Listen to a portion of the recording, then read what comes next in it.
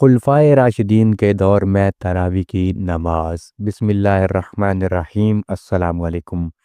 نبی کریم صلی اللہ علیہ وآلہ وسلم کی وفات کے بعد حضرت ابوبکر صدیق رضی اللہ تعالیٰ عنہ کی خلافت کا پورا زمانہ اور حضرت عمر فاروق کی خلافت کے ابتدائی ایام میں یہی صورتحال رہی کہ سب لوگ انفرادی طور پر جماعت کے بغیر یا پھر چھوٹی چھوٹی جماعتوں میں تقسیم ہو کر تراویح کی نماز ادا کرتے تھے۔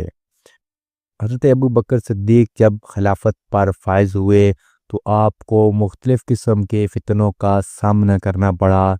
زکوٰۃ دینے سے انکاری لوگوں کا فتنہ، بعض قبائل کے مرتد ہونے کا فتنہ اور نبوت کے جھوٹے دعوے داروں کا فتنہ وغیرہ۔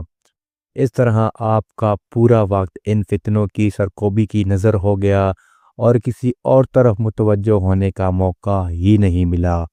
لہٰذا تراویح کا معاملہ بھی اسی طرح چلتا رہا، یعنی انفرادی طور پر یا پھر چھوٹی چھوٹی جماعتوں میں لوگ ادا کرتے رہے۔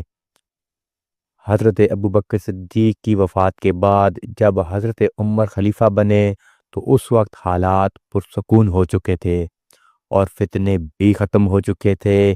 اس لیے حضرت عمر کو اس پرسکون ماحول میں دین کی اشاعت کا کام آسانی سے کرنے کا موقع مل گیا۔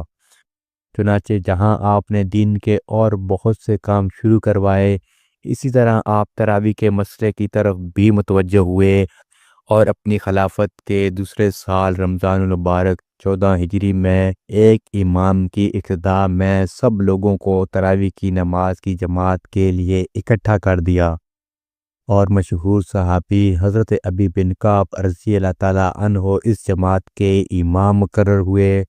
اس طرح نبی کریم صلی اللہ علیہ وآلہ وسلم کی اس سنت کو، جس کو آپ صلی اللہ علیہ وآلہ وسلم نے امت پر فرض ہو جانے کے خوف سے جماعت کے ساتھ ادا کرنا ترک کر دیا تھا، حضرت عمر بن خطاب نے خلیفہ راشد ہونے کی حیثیت سے پھر اسے جاری فرمایا اور الحمدللہ اب تک یہ جاری ہے۔